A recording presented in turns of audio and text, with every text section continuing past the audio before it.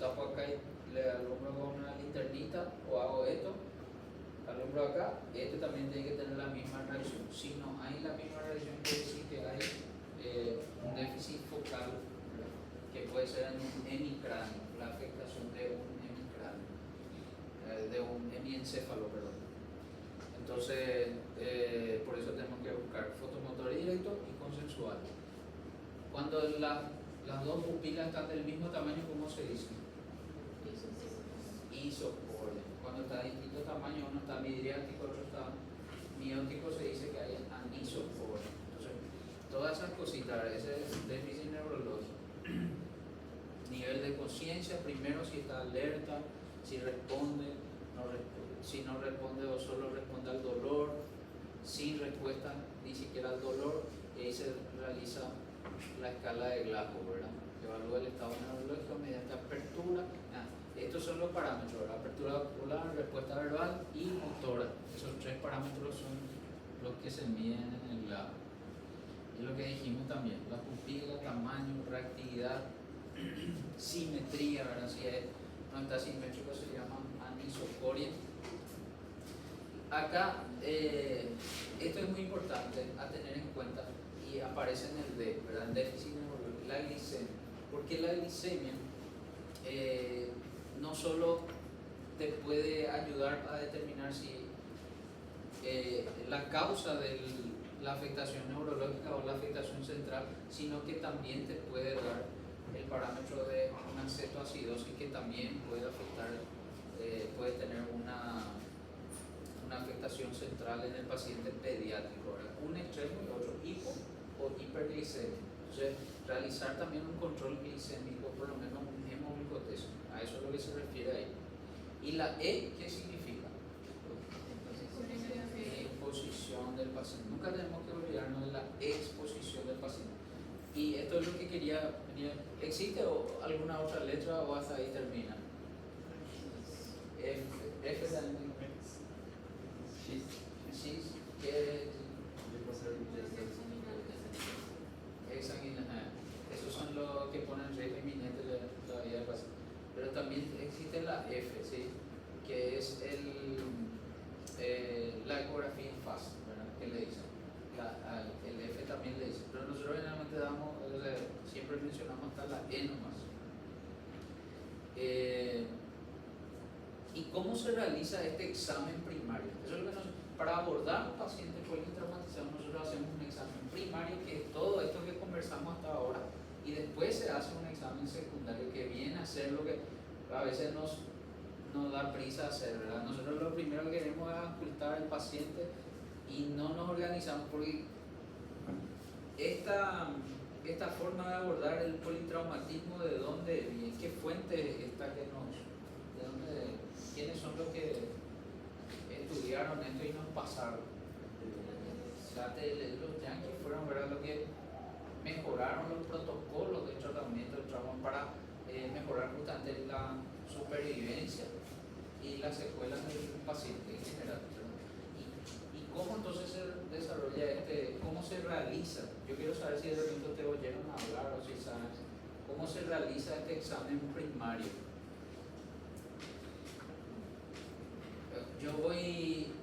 Yo solo como doctor Luis me voy haciendo todos los pasos, o cómo es que se hace.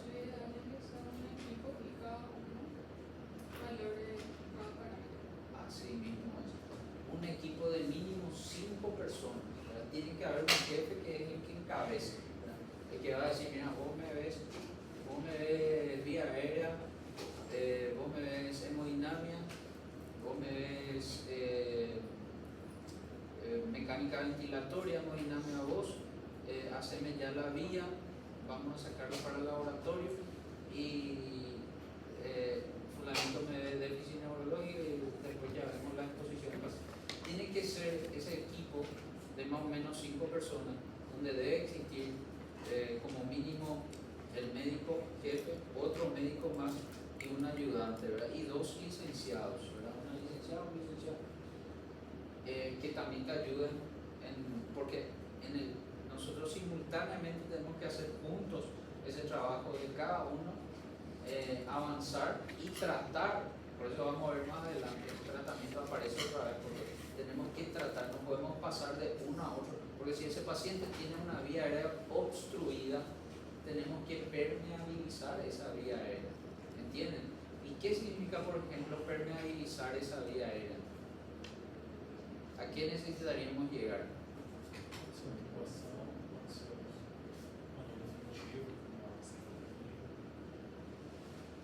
Una intubación, ¿verdad?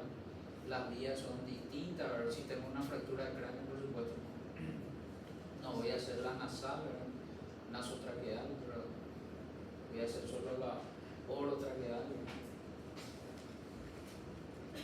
¿Y qué otra opción tengo, por ejemplo?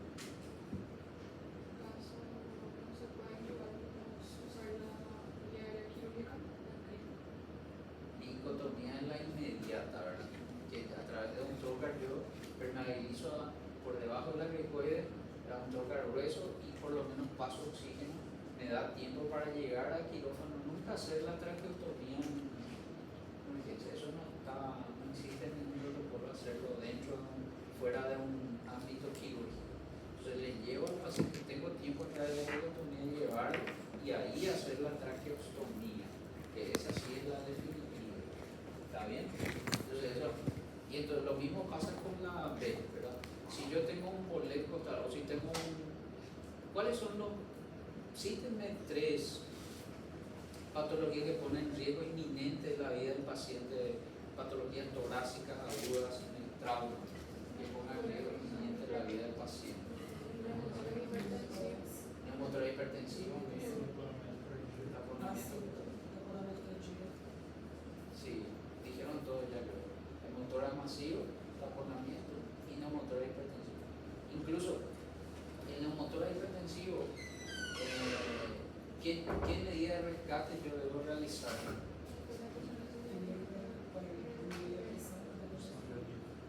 Sí, una punción de alivio o drenaje inmediato del aire, porque eso es lo que está haciendo aumentar y comprimir el mediastino, por tanto hay un compromiso cardiopulmonar, ¿sí?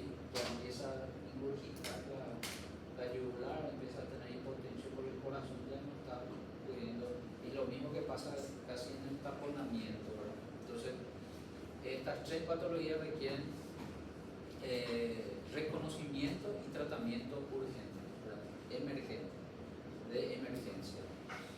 Ok, no puedo, eso es lo que decía, yo no puedo pasar del B al C si yo no resuelvo las cosas del B, por eso se hace en ese equipo ya tiene que ir resolviendo cada parte que le corresponde. Ok, entonces ese es el examen primario, por eso es lo que quería que ustedes separen bien, el examen primario, porque después ya viene el que nosotros digamos que comúnmente conocemos, que es el examen secundario, y ahí recién yo hago mi ficha clínica, me pongo ahí a escribir, ¿verdad? Debo hacer la anamnesis, el interrogatorio, y ahí a través de esta mnemotecnia ustedes también conocen lo que es la Alicia Fredusa, ¿verdad? Donde ustedes abordan el motivo de consulta y ahí caracterizan ese motivo de consulta. Por ejemplo, si es dolor, aparición, localización, irradiación, carácter, intensidad, ¿verdad? ¿Qué más viene ahí? Sí, atenuantes, agravantes, síntomas acompañantes, ¿verdad? Sí, así mismo. Entonces, eso es recién ahora el examen secundario, el primario, por eso es el chip tenemos que nosotros siempre tenerlo, yo creo que usted también en ese sentido. Examen primario es el abordaje inicial, con eso tengo que empezar, con el ABC del trauma. Si no salgo de ahí, no puedo pasar a querer hacer interrogatorio de ficha clínica del paciente. Entonces ahí pueden usar la mnemotecnia que quieran, ¿verdad? Pero acá yo les voy a usar mnemotecnia y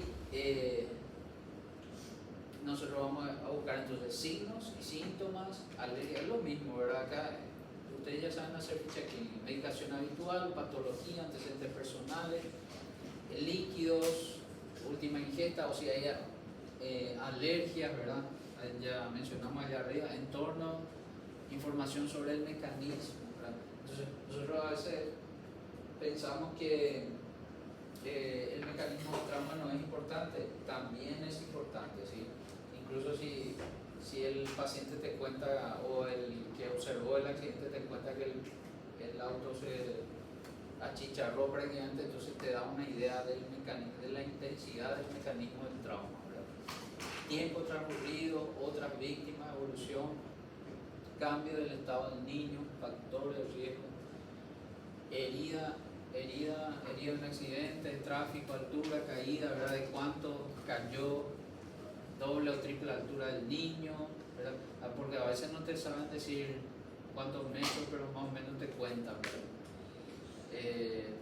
Si hay fracturas de las primeras costillas, ahí ponen porque cuando hay fracturas clavícula o primeras costillas el mecanismo es intenso, ¿sí?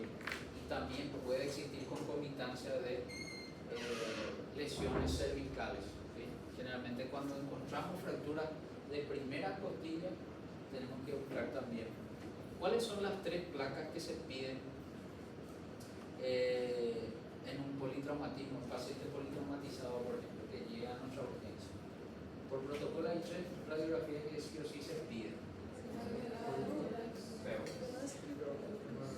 Cervical y pecho. Muy bien, esas 3, porque en la cervical yo veo si hay rectificación o si hay una lesión.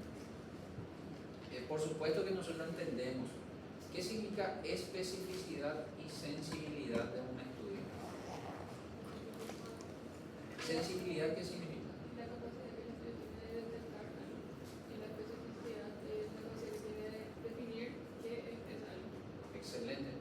Entonces, ¿qué significa? La radiografía no es específica, no te va a mostrar exactamente tener una fractura en septum, tener un deslizamiento, una hernia de disco y tal.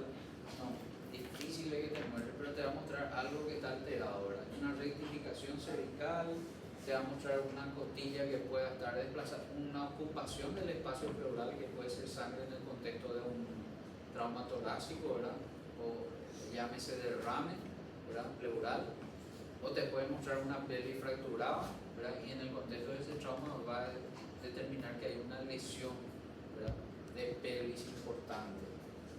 Entonces, por eso se hace, no ha entrado en desuso, se utiliza, ¿verdad? Y hace parte del protocolo la radiografía.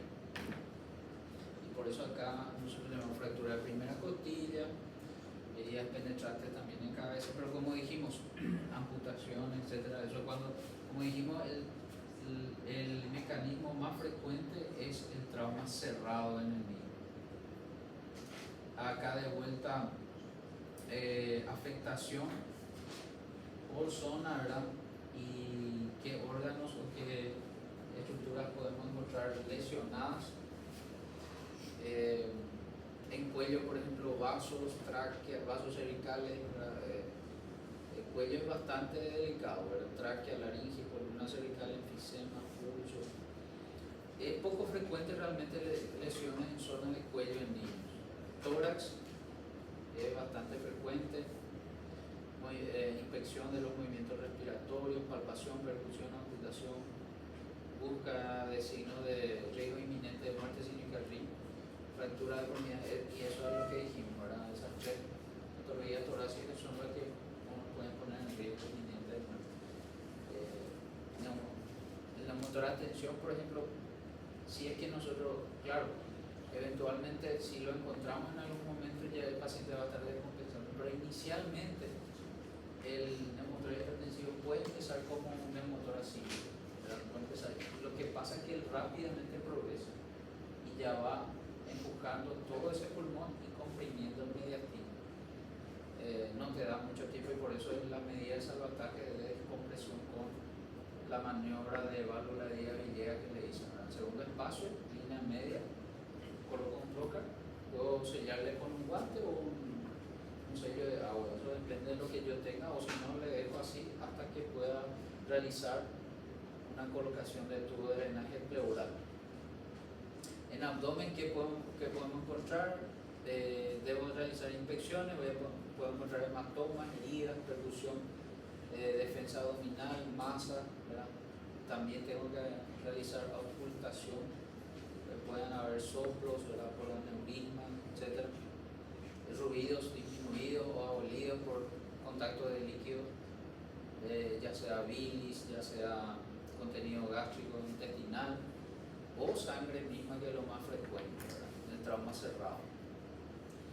Pelvis, tengo que ver a la inspección hematomas, deformidades, palpar si hay crepitación, comprobar estabilidad de la pelvis y pulso femoral, ¿verdad? Todo eso es importante.